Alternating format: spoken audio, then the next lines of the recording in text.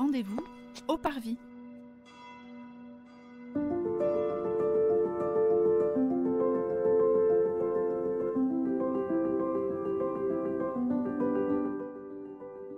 Bonjour et bienvenue dans ce 11e épisode de notre série de podcasts qui vous propose de découvrir les églises du diocèse de Nanterre, à travers un regard à la fois historique, culturel et catéchétique. Pour être informé de nos prochaines publications, n'hésitez pas à vous abonner.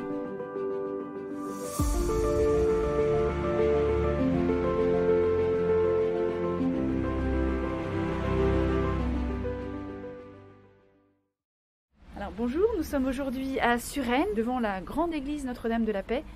Nous sommes avec le père David Roux, le curé de la paroisse, et le père Philippe Saudret, vicaire de la paroisse également. Oui, bonjour à tous, je suis le père David et donc je suis heureux de vous accueillir ici à Suresnes où il y a quatre églises dévolues au culte catholique, latin en tout cas, parce qu'il y a aussi une paroisse maronite. Et toutes ces églises sont assez récentes, construites après 1905. Et celle où nous sommes, Notre-Dame de la Paix, ne serait-ce que par son nom déjà, eh bien, a une histoire très intéressante liée à la fois à l'histoire du quartier et aussi à l'histoire de France de l'époque, cette recherche de la paix, en particulier entre la France et l'Allemagne. Mais je laisserai le vicaire de la paroisse, le père Philippe Saudret, qui est aussi historien, en parler bien mieux que moi. Eh bien, bonjour à tous. Peut-être profiter un petit peu de ce moment pour présenter un peu l'église Notre-Dame de la Paix. Alors, peut-être que si on veut voir les choses, on est un peu obligé de revenir un peu à l'histoire du quartier de la ville de Suresnes. Donc, juste de rappeler un peu ça rapidement, puisque la ville de Suresnes, dans le début du XXe siècle, c'est essentiellement une ville ouvrière avec beaucoup d'usines qui sont en bord de Seine et des logements qui sont très insalubres. Donc c'est la raison pour laquelle le maire de la ville, Henri Sellier, qui est maire à partir de 1919, décide de construire un quartier nouveau qui permettrait de résoudre le problème du logement, mais plus que cela aussi, c'est-à-dire d'avoir des quartiers avec des logements bien construits, des notions d'hygiène, etc. Et ce quartier-là, c'est ce qu'on appelle la Cité-Jardin. Et c'est exactement là où nous sommes en ce moment, qui est bien marqué avec des logements qui sont en briques, qui sont bien organisés, et avec aussi tout un système de pensée de l'urbanisme. Pensée dans le plan des rues, pensée également la place des jardins, des espaces verts, et la perspective qu'on pourrait avoir, en fait, vue du ciel, puisque la meilleure vue de ce quartier-là, c'est vue d'en haut, et pas tellement vue d'en bas. Alors, Henri Sellier, lui, est maire socialiste. On ne sait pas très bien ce qu'il est au niveau religieux, mais c'est sûr que c'est lui qui a voulu mettre une église au milieu de son nouveau quartier, parce qu'il considère qu'il n'est pas envisageable d'avoir un quartier nouveau sans église. Alors ça, il faut un petit peu s'en étonner, parce qu'à Suresnes, les relations entre l'église et la municipalité étaient plutôt assez mauvaises depuis la séparation de l'église et l'État, parce qu'un conflit au niveau de l'unique église de la ville, qui était l'église Saint-Lefroy, etc. Je passe les détails. Alors, à la Cité-Jardin, le maire Henri Sellier propose un terrain pour construire une église. Et le curé de Suresnes finit par accepter, en fait, cette affaire en comprenant l'intérêt. Et c'est Henri Sellier qui impose également le vocable de l'église, en demandant que ça soit une église dédiée à Notre-Dame de la Paix, parce que comme à peu près la plupart des socialistes des années 1920 et 1930, il est très marqué par le pacifisme après les horreurs de la Grande Guerre, de la Première Guerre mondiale. Et donc du coup, c'est aussi la raison pour laquelle tout autour, eh bien, on a tout un tas de rues qui sont dédiées à un certain nombre de penseurs de la paix ou de gens qui ont été très actifs pour la paix. Donc il demande une église Notre-Dame de la Paix qui soit le lieu où l'on puisse prier pour la paix. Et ça, le diocèse de Paris accepte cette affaire, et à partir de là, on commence du coup à construire une église. Alors, l'église de Notre-Dame de la Paix, je pense qu'elle n'aurait jamais été construite s'il n'y avait pas eu deux opérations. La première, c'est celle des chantiers du cardinal, puisque le cardinal Verdier, archevêque de Paris, dans ces années-là, a mis en œuvre l'œuvre des chantiers du cardinal pour construire en fait les églises de banlieue. Eh bien, Notre-Dame de la Paix, c'est une des premières églises à avoir été construite par les chantiers du cardinal. En 1925, le père Land, un jésuite, avait rédigé un ouvrage, Le Christ dans la banlieue, où il faisait saisir la détresse matérielle et spirituelle aux portes de Paris.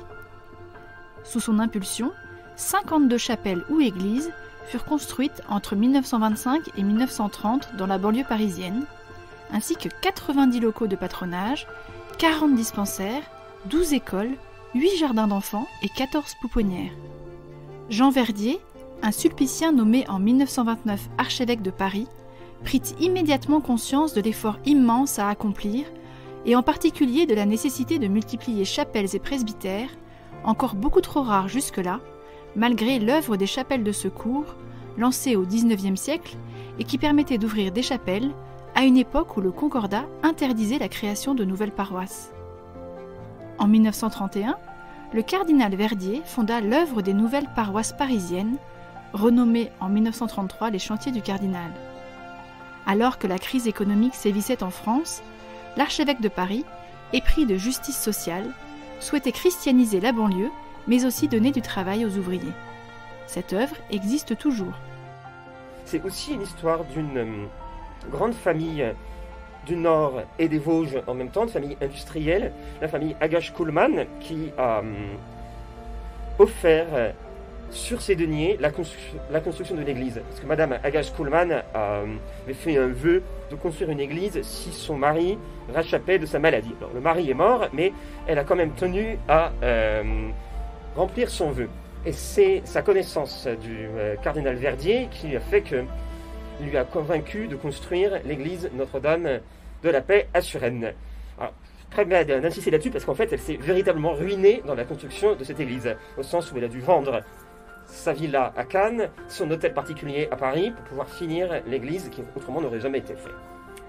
Troisième chose toujours sur l'extérieur, eh bien, c'est la participation d'un architecte de renom. Alors, on n'est peut-être pas tellement habitué comme ça en banlieue ouest à voir des églises construites par un grand architecte, mais là, il s'agit en fait de Dom Bello, bénédictin, qui avait été architecte avant de devenir bénédictin dans une abbaye en Angleterre, et qui est devenu le grand architecte bénédictin du début du XXe siècle. Alors, il a à son actif une trentaine d'églises, en particulier le prieuré Sainte-Bathilde à Vanves, pour ce qui est du diocèse de Nanterre, mais également un certain nombre d'autres constructions. Et donc c'est à lui qu'on demande de construire Notre-Dame de la Paix, où il envisage un projet absolument démentiel qui est construit à partir de 1931, première pierre en 1932, les travaux étant arrêtés en fait en 1934, faute d'argent, et donc du coup l'église était inachevée.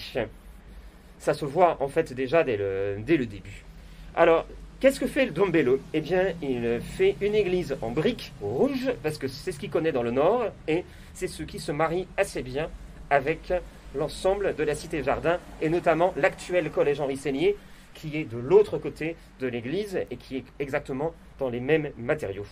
Donc, une brique qui est un matériau traditionnel, et qui l'associe au béton, c'est ça que nous verrons véritablement beaucoup plus à l'intérieur. Ce que prévoyait Dom Bello, c'était en fait une église à plan classique, mais comme ça n'a pas été fait, on n'a aujourd'hui que la nef prévue par Dom Bello, alors qu'il aurait dû y avoir 2 bas-côtés supplémentaires qui n'ont pas été réalisés faute d'argent.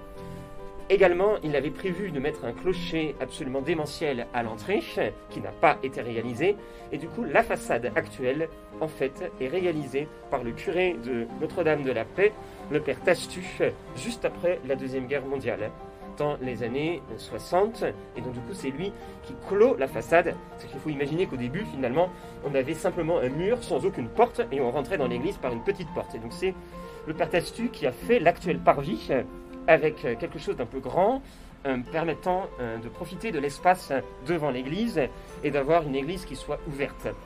C'est également lui qui a acheté la statue de la Vierge Marie, de la Vierge à l'Enfant, qui est juste à l'entrée de l'église et qui trône sur le pilier en béton devant la ville. La statue qui en fait avait été construite par un sculpteur français Yves de Couette-Logon dans les années 40 et que les dominicains ont donné gratuitement à l'église Notre-Dame de la Paix. Une opération assez impressionnante de réaliser qu'en 2 jours, il a vu une petite annonce sur le journal, il a téléphoné aux dominicains et il est allé chercher la statue avec une camionnette et ensuite il a fallu un peu de temps pour la monter jusqu'ici de manière à orner un peu la façade. De même, c'est le père Tastu qui fait orner aussi la façade de ses vitraux, donc en style contemporain, qui permettait en fait d'habiller un peu les choses et que l'ensemble soit un petit peu moins austère qu'il ne l'est. Voilà, je pense que maintenant on peut peut-être rentrer à l'intérieur de l'église pour voir un peu comment c'est fait à l'intérieur. Maintenant nous voici à l'intérieur de cette église. Donc en fait aujourd'hui ce qu'on voit c'est un peu un projet inachevé de Don Bello et bricolé comme on peut pour pouvoir l'utiliser. Alors ce qui est peut-être le plus impressionnant c'est cette nef qui est extrêmement vaste finalement. On est quand même sur plusieurs dizaines de mètres de large, plusieurs dizaines de mètres de long, plusieurs dizaines de mètres de haut. Et la deuxième chose impressionnante, c'est la tentative de Don Bello d'associer la brique et le béton. C'est lui qui demande à faire une voûte en béton. C'est des choses qui sont en fait assez habituelles dans les chantiers religieux des années 30. On en a dans plusieurs endroits, que ce soit dans le diocèse de Nanterre, que ce soit également dans la ville de Rouen. Enfin, on a beaucoup de chantiers avec de tentatives d'utilisation du béton comme matériau moderne dans les chantiers religieux. Et là, c'est ce qui se fait, là, un peu comme s'il s'agissait de copier les anciennes architectures, tout en montrant qu'on était capable d'utiliser en fait les matériaux actuels. Et donc ça, c'est un peu la réussite de la Notre-Dame de la Paix, au sens où les arcs en béton se marie en fait très bien avec la brique rouge des murs et donnant en même temps cette impression de hauteur. Et avec en même temps le fait que Bello étant bénédictin, il sait construire une église et il a donc fait bien attention à l'acoustique de l'église et qui fait que pour les églises de Suresnes, c'est Notre-Dame de la Paix qui a la meilleure acoustique. Alors donc c'est un petit peu ce que nous avons. Donc aujourd'hui, la nef principale, il était prévu d'avoir 2 bas-côtés qui n'ont pas été réalisés et un chœur qui devait avoir une chapelle axiale qui n'a pas non plus été réalisée. Donc on devait en fait avoir un plan un petit peu habituel de l'église avec un déambulatoire, etc. Donc tout cela n'a pas été fait et c'est pour cela que nous avons ce mur de fond de chœur qui n'est pas complètement fini en fait et demande à être terminé un jour. Donc ça c'était un petit peu la première chose qu'on peut voir dans cette église. Ce qui trône au centre de l'église, c'est une autre statue de la Vierge Marie, parce que la piété mariale est quand même assez importante à Suresnes. Alors, ce n'est pas la statue d'origine, en fait, parce qu'à l'origine, il y avait une statue de la Vierge Marie beaucoup plus petite, qui n'était pas du tout en haut, qui ne trônait pas de cette manière-là, et qui était mise, au contraire, sur le côté de l'église, à peu près au niveau de la porte en vitre à droite, et qui était simplement là. Alors, personne ne sait exactement ce qui lui est arrivé. On raconte que ce seraient des pompes funèbres qui, pendant les obsèques, l'auraient cassée, donc en déplaçant un cercueil. Toujours est-il qu'elle a disparu et il a fallu du coup en construire une autre. Donc, l'actuelle a été sculptée dans les années également 1970 et est mise du coup ici. Et donc, c'est une Vierge à l'enfant, mais il s'agit en fait surtout de Marie Reine, puisqu'elle est couronnée et qu'elle est représentée un peu comme étant déjà au ciel, vu la hauteur à laquelle elle est. Marie, Reine du ciel, Regina Coeli, est l'un des nombreux titres de Reine de Marie, Mère de Jésus. Le titre dérive en partie de l'ancien enseignement catholique, selon lequel Marie, à la fin de sa vie terrestre, a été physiquement et spirituellement élevée au ciel et qu'elle y est honorée en tant que reine. Au 8e siècle, saint Jean Damascène écrivait « Quand elle est devenue mère du Créateur, elle est vraiment devenue reine de toutes les créatures. » Dans son encyclique « Ad Coeli Reginam » à la Reine du Ciel du 11 octobre 1954, Pie XII affirme que Marie mérite le titre de Reine du Ciel, car elle est mère de Dieu et que son fils Jésus-Christ est le roi d'Israël et le roi céleste de l'univers. En 1964, le Concile Vatican II déclare Marie reine de l'univers dans l'encyclique Lumen Gentium. Dernière chose peut-être sur cette église, c'est que l'actuelle église est colorée, puisque nous avons tous ces piliers dans les tons bleus et jaunes, le bleu de la Vierge Marie. Ça, c'est le père Aulagnier, dans les années 1940, qui a fait cette peinture-là, également pour embellir un petit peu une église qui était considérée comme étant austère. Comme l'église n'est pas achevée, il a fallu se débrouiller, et du coup, derrière, on a construit un petit clocher minuscule, où la cloche en fait est dans un garage permettant de sonner. Mais je pense qu'on réalise parfois assez mal que l'église Notre-Dame de la Paix a été construite en fait sans aucun moyen, donc un petit peu avec les moyens du bord. Et comme au même moment, à Suresnes, on construisait une autre église qui était Notre-Dame de la Salette, qui elle n'a jamais été terminée, eh bien pas mal de matériel a été récupéré de Notre-Dame de la Salette. C'est-à-dire les cloches de Notre-Dame de la Paix sont celles qui avaient été prévues pour Notre-Dame de la Salette, les grandes portes de Notre-Dame de la Paix sont celles qui avaient été prévues pour Notre-Dame de la Salette, etc., pour essayer bien de faire comme on pouvait. Voilà, et après on se retrouve du coup avec cette église qui trône au milieu de la cité-jardin, et quand même quelque chose qui est une d'ensemble, même si les choses sont assez épurées, globalement peu figuratifs. Voilà, alors nous avançons dans la nef, nous allons sur le côté gauche, au début, la première station du chemin de croix, qui est ce chemin de croix est très figuratif. Donc vous imaginez, chaque tableau fait à peu près 1 mètre en largeur, 60 cm en hauteur avec le haut arrondi, et chaque fois des personnages très visibles, très bien figurés, avec des traits assez nets et des habits colorés. Par exemple, la première station où c'est Jésus qui est conduit devant Pilate, on voit bien Jésus avec une longue robe de couleur jaune, qui en harmonie avec le bandeau du bas où il y a écrit première station, et sur les 14 stations, il y aura toujours écrit le numéro de la station sur un bandeau de fond jaune, de la même couleur que la robe de Jésus. Les 2 soldats autour de lui ont des juste-au-corps, un bleu, l'autre vert, avec l'épée très visible à la ceinture de l'un des deux. Et Pilate, qui est en train de se laver les mains, vous voyez bien pourquoi, avec une assiette très visible, et lui a une grande toge rouge. Et ainsi, on va avoir des personnages que l'on va retrouver de tableau en tableau. Jésus, bien sûr, avec essentiellement ces couleurs-là, le rouge, le jaune beige là pour la robe de Jésus, puis le bleu et le vert. Et donc, comme le chemin de croix, c'est un itinéraire spirituel qui est proposé aux croyants, en particulier le vendredi saint, au moment du chemin de croix, alors qu'il peut être à midi, à 15h, pour revivre avec le Seigneur son procès, et puis sa crucifixion et sa mort. Le chemin de croix est une tradition qui s'est fixée autour du XIVe siècle. Les franciscains de la Custodie de Terre Sainte invitent alors les pèlerins à participer à des exercices spirituels sur la Via Dolorosa à Jérusalem.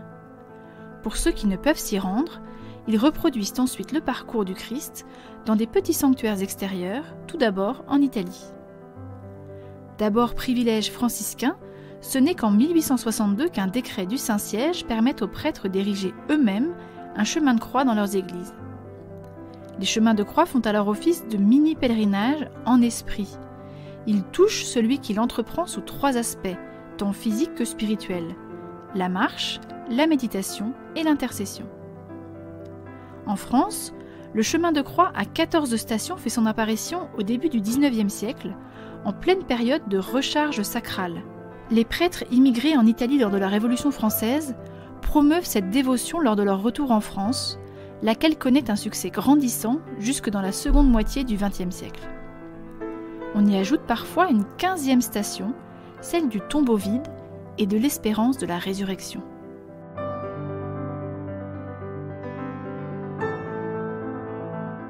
Et donc là, la première station commence en haut de l'église à gauche, donc ce qui est aujourd'hui tout à côté du tabernacle. Et puis, on peut descendre le long de ce côté de l'église, toujours avec les personnages. C'est le cas sur les 14 tableaux. Les visages sont bien mis en évidence, en relief doré. Entre la 8e et la 9e station a été construit le baptistère, qui est en marbre avec 2 parties, hein, et puis les inscriptions alpha, oméga et le Kyro, hein, vous savez, les 2 premières lettres du nom Christ. Et puis, juste derrière, un crucifix. Ce crucifix rappelle en fait beaucoup la présence d'une communauté religieuse à Notre-Dame de la Paix, puisque le père Marot avait demandé aux petites sœurs de l'Assomption de venir à Suresnes, mais comme elles étaient en fait énormément de paroisses ouvrières du diocèse. Donc lorsqu'elles sont parties, ce sont elles qui ont offert en fait ce crucifix qui était chez elles. Donc voilà. Donc aujourd'hui, plus personne ne le sait, mais on peut quand même se rappeler cela en passant devant que cette présence des petites sœurs de l'Assomption à Suresnes. Bien peut-être continuer cette visite parce que nous sommes à Notre-Dame de la Paix et je vous disais que c'était très lié au contexte du pacifisme des années 1930. Eh bien, il faut savoir que lorsque l'église a été construite, elle a véritablement servi à cela. C'est-à-dire qu'il y avait tous les ans des pèlerinages pour la paix qui ont eu lieu dès 1933. Alors, organisés au début par ce qui s'appelait le Sillon catholique et plutôt par cette frange-là de l'église à laquelle était très lié le maire Henri Sellier, qui connaissait bien le père Marot, qui faisait aussi partie un petit peu de ce monde-là. Et ce pèlerinage a continué. Par exemple, même en 1936, 37, 38, on retrouve encore chaque année ce pèlerinage pour la paix qui se fait un petit peu au début d'année. Et là, qui, me semble-t-il, disparu ensuite, peut-être parce que les gens ont pensé que ça servait à rien, puisque la Deuxième Guerre mondiale a quand même eu lieu, mais c'est peut-être ça une courte vue que de penser cela. Et là, de fait, le 1er janvier, et encore aujourd'hui, est bien célébré à Notre-Dame de la Paix, précisément parce que c'est la journée de prière pour la paix qui est prévue pour l'Église tout entière et pour le monde. Très vite, dans le même temps, eh bien, l'Église devient une Église paroissiale, parce qu'on ne pense pas faire autrement par rapport au quartier. Dernière petite curiosité dans l'Église. Donc, évidemment que l'Église des années 30, le chœur a été profondément transformé, puisque la liturgie a changé depuis ce temps-là. En fait, l'ancien autel est actuellement l'autel qu'il y a devant le tabernacle. Et cet autel n'est pas vraiment un autel, au sens où il occupe véritablement sa fonction de pierre tombale. À savoir que Madame Agache-Kuhlmann, dont je vous ai parlé tout à l'heure, qui a payé l'Église, a souhaité que son mari, mort en dépit de son vœu, soit enterré à l'intérieur de l'église Notre-Dame de la Paix. Et exceptionnellement, contre tous les usages, eh bien, cela s'est fait. C'est-à-dire que la tombe de M. Agache-Kuhlmann était dans le chœur, sous le maître-autel. Et donc la messe était célébrée sur le corps de M. Agache-Kuhlmann, ce qui est quand même assez exceptionnel, parce que normalement, on ne fait ça que pour les saints, et pas tellement pour les gens normaux, si je puis dire. Et lorsque le chœur actuel a été construit après la réforme liturgique du Concile Vatican II, et eh bien l'autel a été déplacé à sa place actuelle, et du coup la famille Agache-Kuhlmann a souhaité reprendre le corps du monsieur, qui du coup n'est plus là, et en revanche il reste simplement la pierre tombale qui est l'actuelle pierre d'autel.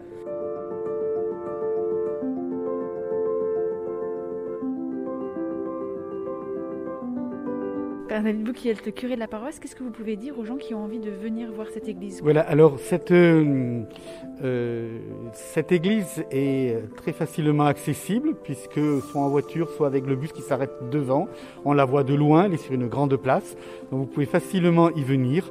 À l'origine, évidemment, il y avait un curé pour chacune des 5 lieux de culte de Suresnes. Aujourd'hui, il n'y en a plus que 4 depuis quelques mois. Et il y a maintenant un seul curé pour l'ensemble. Donc, il n'y a plus de prêtres qui habitent sur place, mais un foyer d'accueil, comme il y a dans le diocèse de Nanterre, qui ouvre l'église tous les matins et tous les soirs. Alors là, le foyer d'accueil va partir un petit peu, mais à partir de la rentrée prochaine, l'église sera ouverte tous les jours le matin et fermée le soir, éclairée, donc vous pouvez venir et y prier. Et à partir de la mi-janvier, ce sera le jeudi et le samedi. Merci pour votre écoute. Nous espérons que vous avez apprécié de parcourir avec nous l'église Notre-Dame de la Paix à Suresnes. N'oubliez pas de vous abonner pour être informé des nouvelles publications et partagez ce podcast autour de vous. Nous vous donnons rendez-vous début mars pour le 12e épisode de Rendez-vous au Parvis.